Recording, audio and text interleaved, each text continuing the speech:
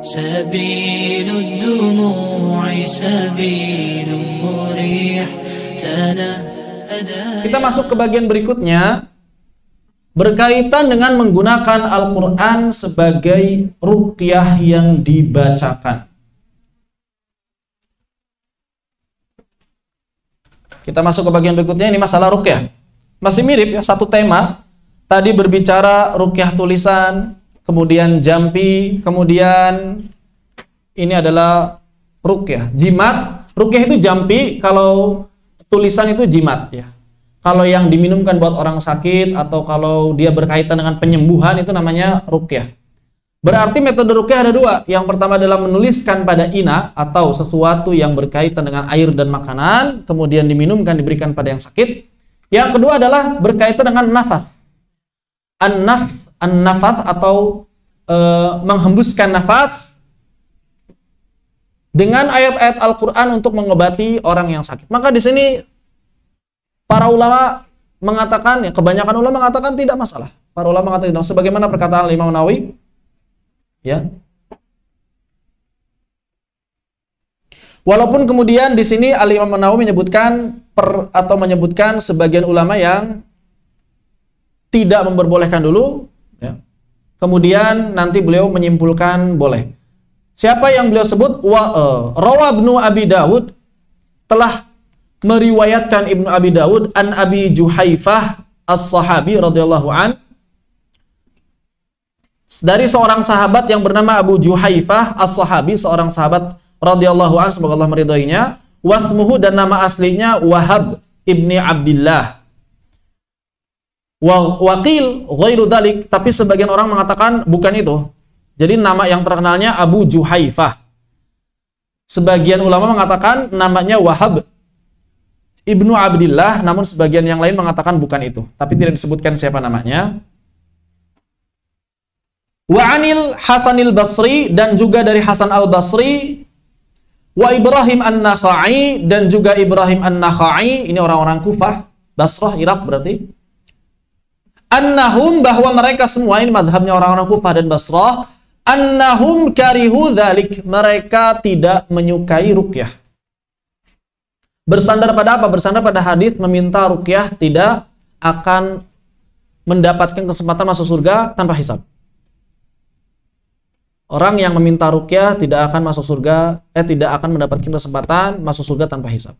Kenapa? Karena Nabi SAW mengatakan bahwa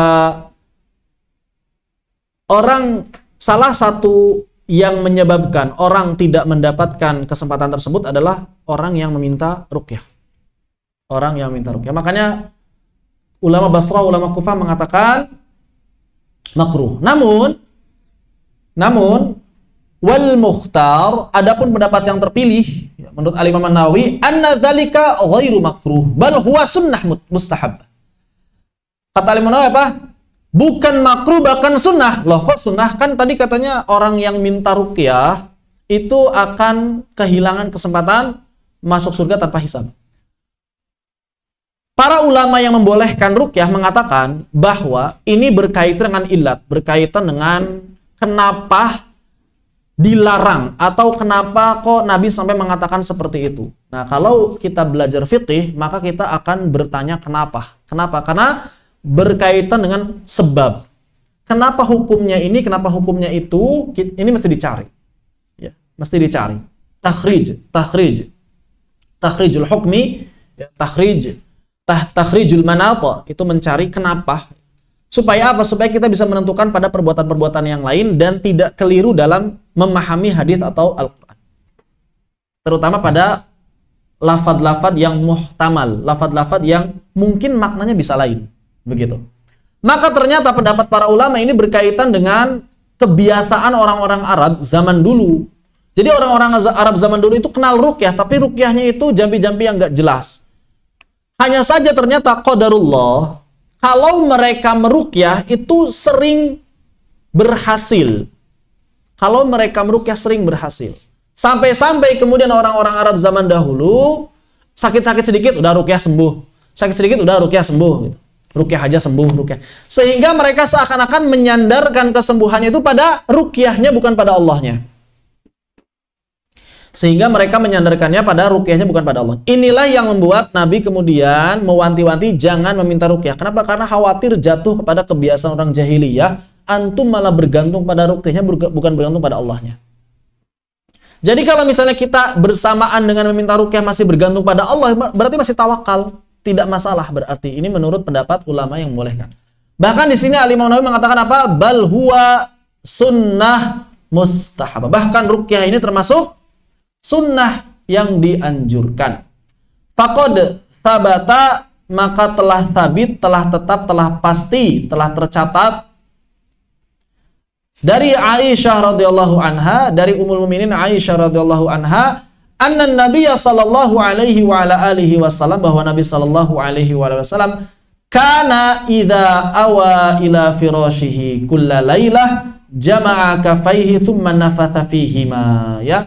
Jadi Nabi Shallallahu Alaihi Wasallam ternyata kalau sudah berbaring di atas tempat tidurnya, maka beliau mengumpulkan kedua telapak tangannya, tsumma nafatha fihima, kemudian bernafas pada kedua telapak tangannya, faqara'a fihima, dan membacakan pada kedua telapak tangan itu, qul huwallahu ahad wa qul a'udzu birabbil falaq wa qul a'udzu birabbin nas. Tsumma yamsahu bihima mastata'a min jasadih. Kemudian membasuhkan bagian tubuhnya sejauh jangkauan tangan tersebut.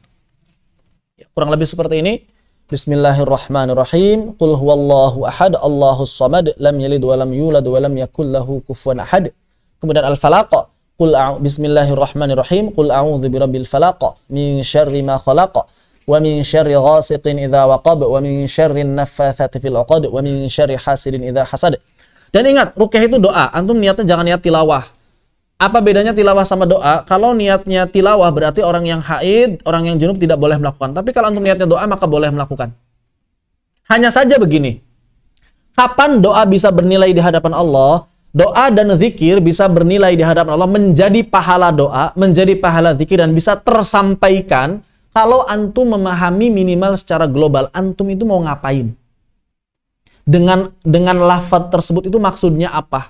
Misalnya ketika baca Al-Ikhlas, maka antum harapannya berzikir pada Allah, menyebut Allah, minimal tahu secara maksud apa yang antum ucapkan. Kemudian Al-Falaq, minimal antum tahu, maksudnya ini supaya terhindar dari sihir.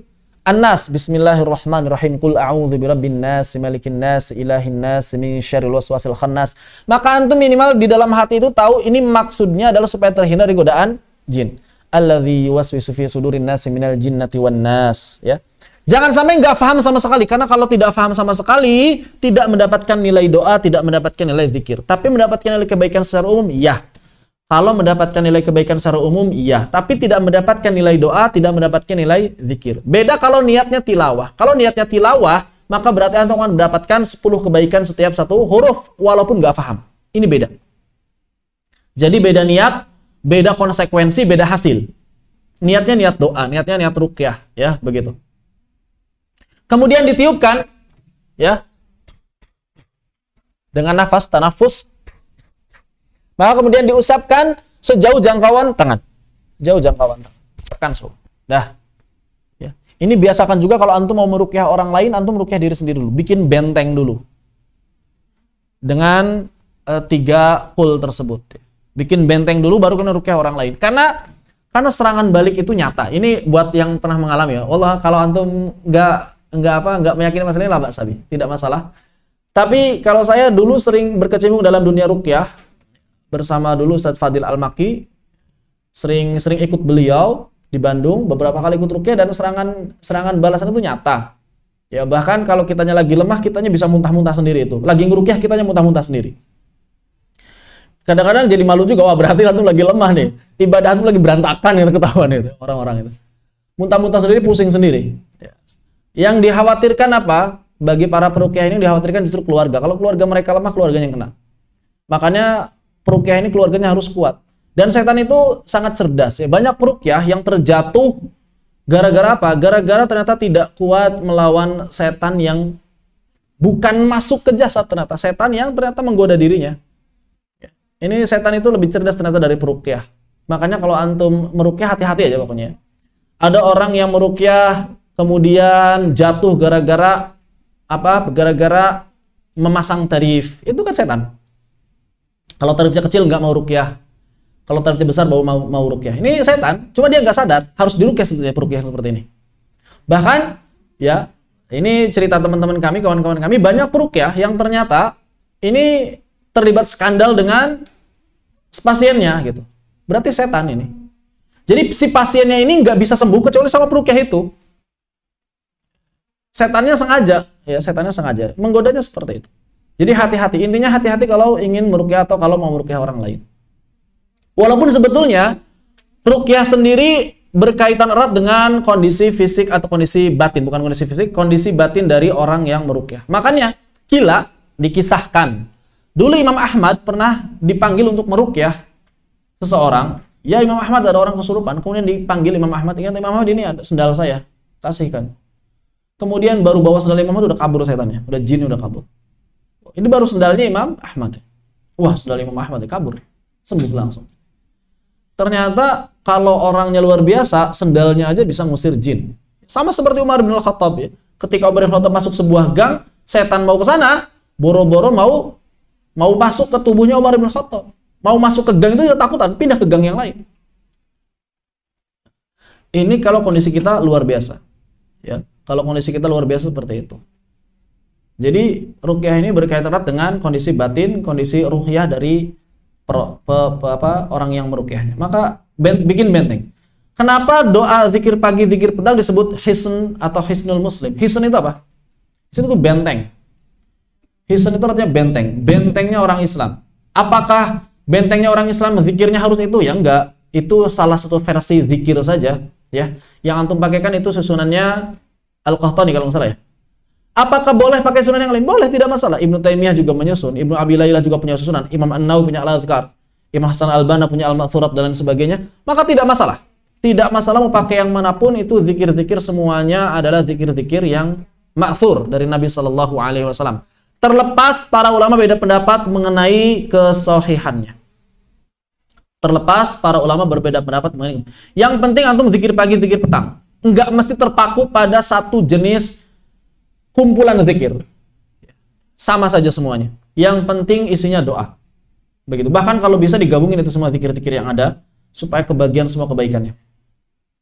Baik. Tsumma yamsahu, kemudian Nabi sallallahu alaihi wasallam mengusapkan bihima masata min jasadih, yabda'u bihima ala ra'sihi wajh. Memulai mengusapkan dari kepala dan wajah. Dari kepala dan wajah. Tsumma yamsahu, kemudian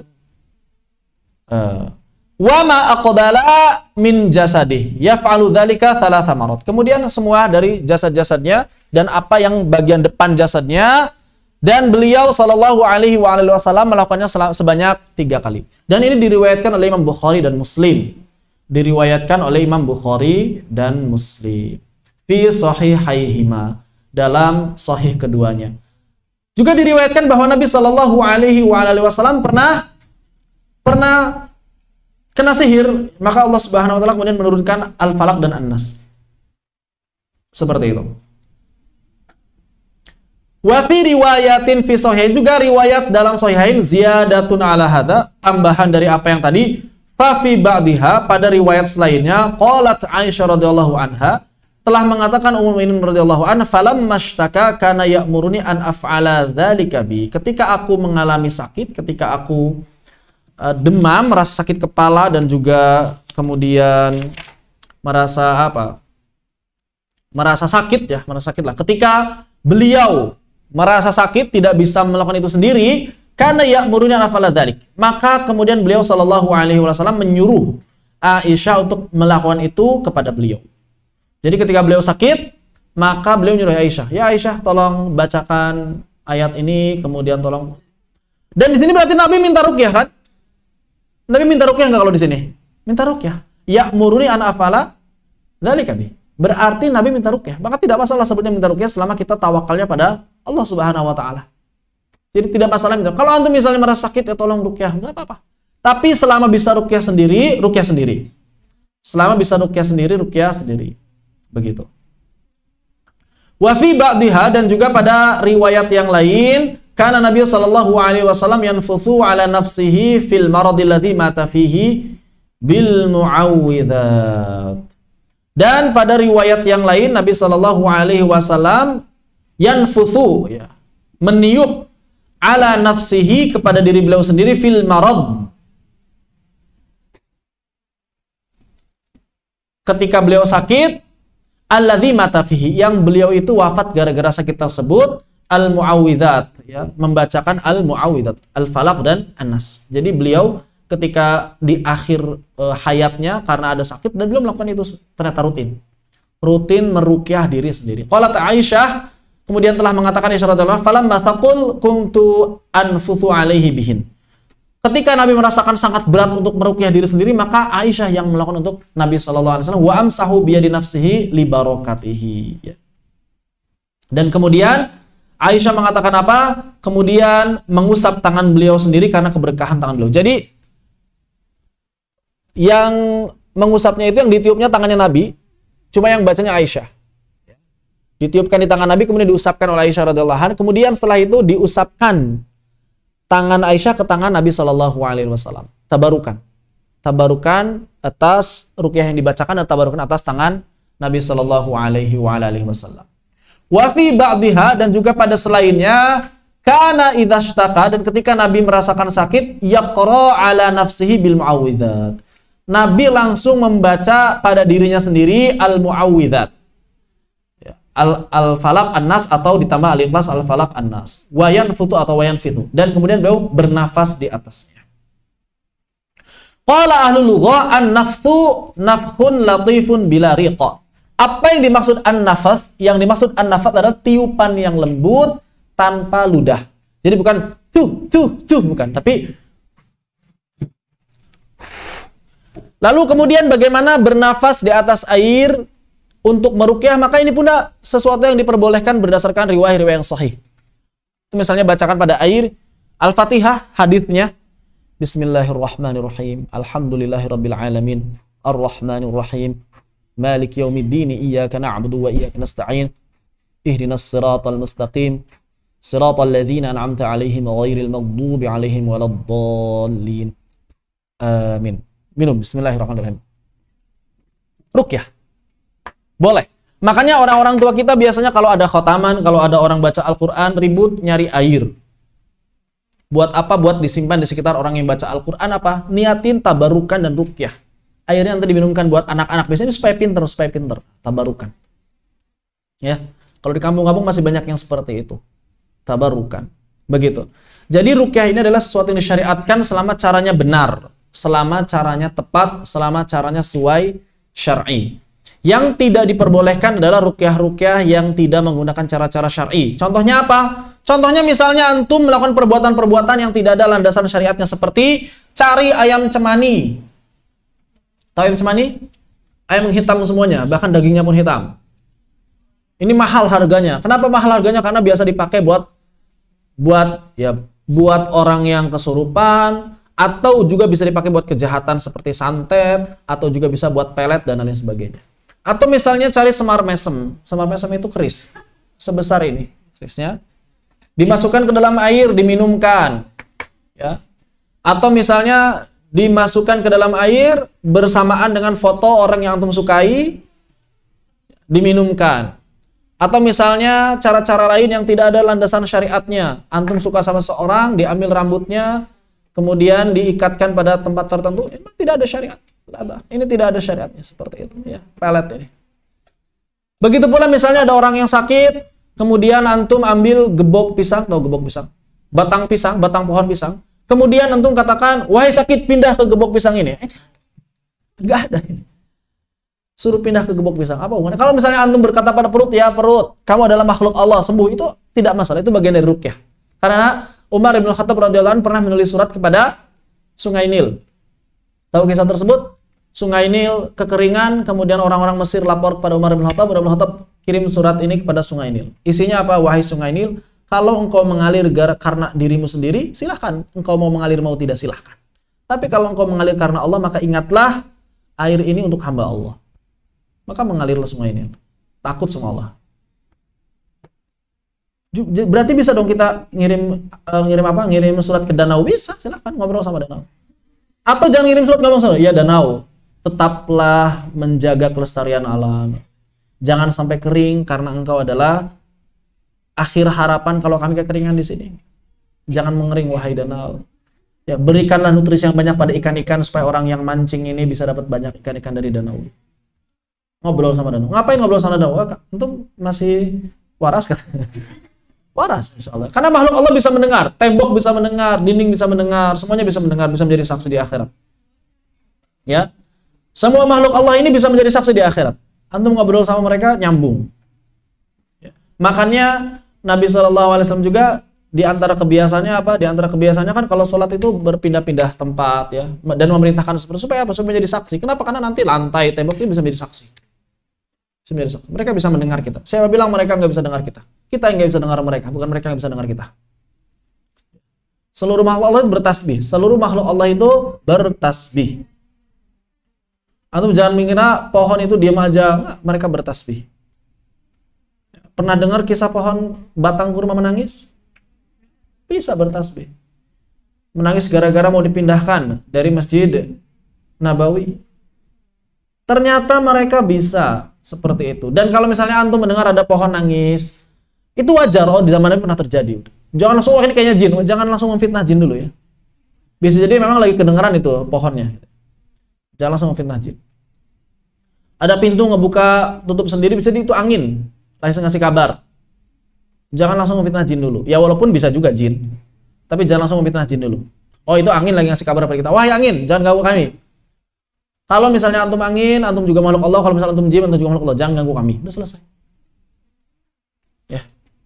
Jadi seperti itu. Dan manusia adalah makhluk yang paling mulia dari seluruh makhluk Allah Subhanahu wa taala. Makanya para sahabat Nabi ketika masuk sebuah hutan atau ketika masuk dalam sebuah tempat yang masih kosong, maka mereka akan mengatakan, kami adalah hamba Allah dan kami adalah pasukan Muhammad. Maka silahkan seluruh hamba Allah yang tidak ada kaitan dengan tempat ini, jangan ganggu kami. Dan kalau bisa cari tempat yang lain karena pasukan Muhammad telah sampai pada tempat ini. Biasanya mereka takut. Seperti itu. Jadi tidak masalah meruqyah kalau kita sakit dengan cara tadi, ngobrol dengan penyakitnya, tidak masalah. Lagi sakit patah, ya mata, kamu adalah hamba Allah. Cepat sembuh ya. Karena kalau engkau sakit, saya nggak bisa optimal untuk beribadah. Mata cepat sembuh ya mata. Bismillahirrahmanirrahim. Baca-bacakan ayat-ayat ruqyah, baca-bacakan doa, baca-bacakan selawat dan lain sebagainya. Ya, ini adalah ruqyah yang syar'i. Tapi kalau ruqyah yang tidak ada asal-usulnya, seperti tadi contohnya itu, beberapa contoh yang tadi, ya, maka itu tidak diperbolehkan. Bahkan kalau antum ruqyah, misalnya ada jin, benar-benar kerasukan, jangan pernah ngobrol lama-lama sama jin. Sebetulnya nggak boleh, makruh ngobrol sama jin. Karena jin pendusta. Karena jin itu pendusta. Jangan fokus ngobrol sama jin. Makanya kebanyakan peruqyah yang sekarang yang banyak ngobrol sama jin itu sebetulnya itu sudah hampir keluar dari jalur yang tepat. Ngobrol sama jin masuk. Betul antum berdakwah pada jin bagus, berdakwah, tapi fokusnya bukan. Fokusnya ini kasihan, ini orang lagi sakit ini, harus segera dikeluarkan itu si jinnya. Makanya jangan fokus ngobrol begitu ya. Kalau perlu marah-marah sekalian. Gitu, sama si jin itu cepat keluar, jangan ngobrol lama-lama. Jangan malah, kalau di kampung-kampung ini banyak orang ya paham. Ada orang kerasukan, minta rokok 3, kasih rokok 3. Minta ayam, kasih ayam. Minta daging, kasih daging. Seneng jin ya, kayak gitu ya. Ya lama jadinya. Ya kan? Ini tidak diperkenan seperti itu. Ya. Allahu Ta'ala alam. Demikian, apabila ada yang tanyakan, dipersilakan. Ada yang nanya? Betul, Haikal? Boleh, salawat itu juga salah satu bentuk tabaruk. Al-Imam Zakaria Al-Ansari dan juga Ibnu Hajar Al-Asqalani menuliskan di dalam kitab mereka tentang ta'un, tentang wabah, bahwa salah satu bentuk tawakal dan tawasulnya orang-orang soleh ketika kena wabah adalah memperbanyak salawat. Jadi memperbanyak salawat ini salah satu obat juga. Memperbanyak salawat ke atas Nabi Shallallahu Alaihi Wasallam. Ini bentuk tawasul yang syar'i, bentuk tawasul yang diperbolehkan, terutama ketika wabah terjadi. Seperti itu ya. Ada yang tanyakan?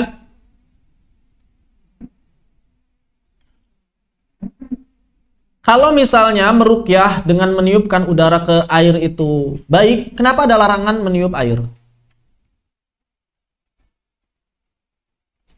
Ruqyah meniup air itu kan boleh, baik, sunnah. Tapi kenapa ada larangan meniup air?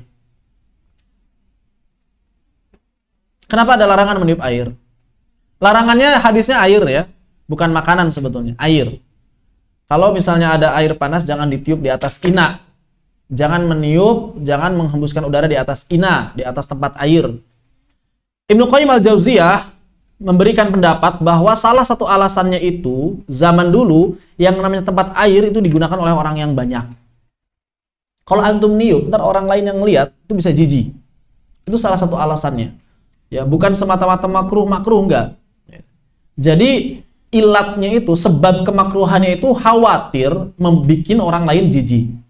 Khawatir bikin orang lain jijik. Jadi sebetulnya kalau niup-niup enggak masalah, apalagi kalau diniatkan ruqyah. Niup-niup tidak masalah kalau diniatkan ruqyah. Apalagi kalau itu airnya air sendiri, bukan untuk orang lain, maka silakan saja. Tapi kalau airnya itu air, misalnya air kalau zaman sekarang sih jarang ya, air galon kan nggak mungkin ditiup-tiup. Kalau zaman dulu itu ada air besar di ina, masih panas, antum tiupkan. Ini yang tidak diperbolehkan, makruh. Kenapa? Karena bisa membuat jijik orang lain. Ya walaupun katanya, saya juga belum tahu, ada analisis medis bahwa air panas kalau ditiup ada menghasilkan apa, saya nggak tahu. Ada penelitiannya. Wallahu ta'ala alam, ini baru qila wa qila, katanya dan katanya. Wallahu alam benar atau enggaknya. Ya seperti itu. Jadi hukum asal makruhnya itu kalau khawatir ada orang lain yang akan meminum di tempat yang sama. Tapi kalau memang tidak seperti itu tidak masalah. Apalagi kalau diniatkan ruqyah maka itu sunnah. Ya, jadi kalau misalnya antum ada lihat orang yang niup-niup kopi, niup-niup teh, jangan langsung itu makruh. Enggak. Ya. Apalagi kalau diniatkan ruqyah bahkan jadi sunnah. Bahkan jadi sunnah seperti itu. Allah taala alam. Fi soal? Ada yang tanyakan? Cukup? Walhamdulillahirabbil alamin. Alhamdulillah. Kalau memang tidak ada yang tanyakan, berarti dalam kesempatan kali ini kita akhiri. Mudah-mudahan bermanfaat. Dan kalau ingin membahas masalah ruqyah dan sebagainya, bisa dikaji kitab-kitab Tibbun Nabawi. Ya, karena di sana salah satunya adalah tulisannya Ibnu Qayyim al-Jauziyah. Beliau punya kitab namanya Zadul Ma'ad. Zadul Ma'ad ini salah satu jilidnya membahas Tibbun Nabawi. Kalau nggak salah jilid kelima. Dan ini biasanya sering diterjemahkan secara terpisah dengan judul Tibbun Nabawi. Allahu ta'ala alam, mudah-mudahan bermanfaat. Fanaktafi bihadza. Subhanakallahumma bihamdika asyhadu an la ilaha illa anta astaghfiruka wa atubu ilaik. Wassalamualaikum warahmatullahi wabarakatuh.